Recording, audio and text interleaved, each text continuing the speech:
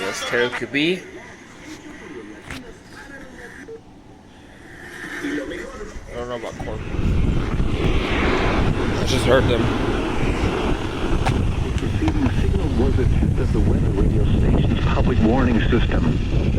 During potentially dangerous situations, specially built receivers can be automatically activated by the signal to warn of the impending hazard.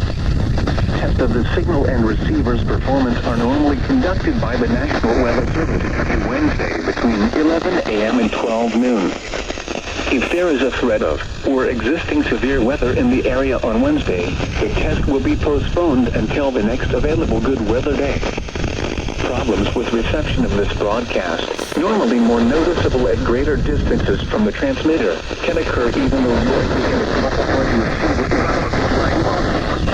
To provide the most consistent and dependable warning service possible, the warning alarm will be activated for hazardous watches and warnings for the following counties: Brazoria, Fort Bend, Jackson, Matagorda, and Wharton. Repeating, this is a test of the NOAA Weather Radio's warning device.